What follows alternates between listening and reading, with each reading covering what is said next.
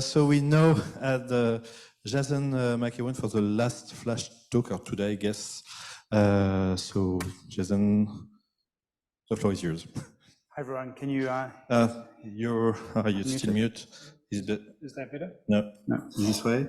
Can you hear me now? Yes. Yeah. Okay, great.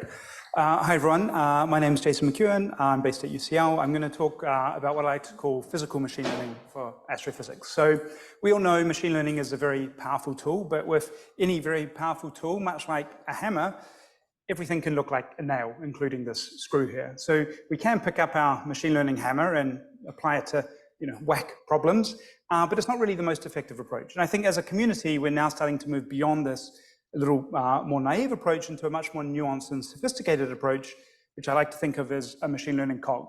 So machine learning is one cog of many in some larger analysis pipeline that can lead to a much more effective and principled analysis. Well, what are these cogs, and in particular these other cogs? I like to think of this in terms of three broad kind of areas. So we've got physics-enhanced learning, where we put physical models or properties or geometries inside machine learning models. Probabilistic learning, where we either try and have a probabilistic interpretation of our machine learning model, or we have an overarching statistical framework, of which machine learning is just one kind of component inside. And of course, we also need machine learning methods that are intelligible, so we can explain them, interpret them, and trust them.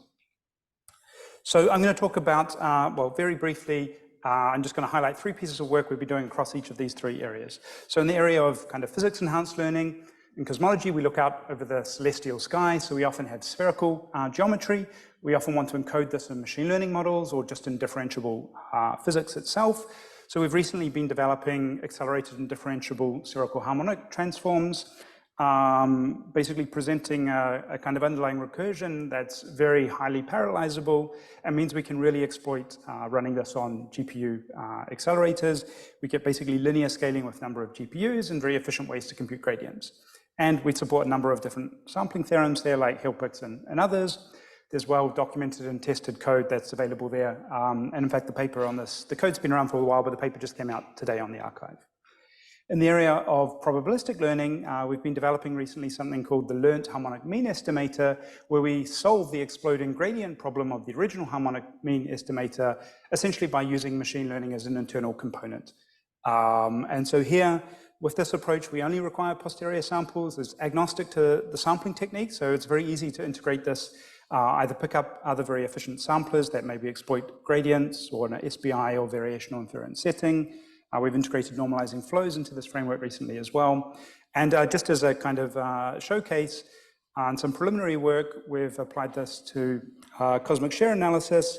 And when we compare with the traditional CAM plus polychord approach, with an emulated approach based on Cosmo-powered JAX with NumPyro nuts for sampling, plus this harmonic framework, we get consistent evidence estimates, but instead of taking 4 months on 48 CPU cores, we can do this in 1 day on 3 GPUs. Again, the code is there and available if you're interested. And finally, in just the last couple of seconds, another area we're working on interpretable methods is scattering networks that we heard a little bit about earlier.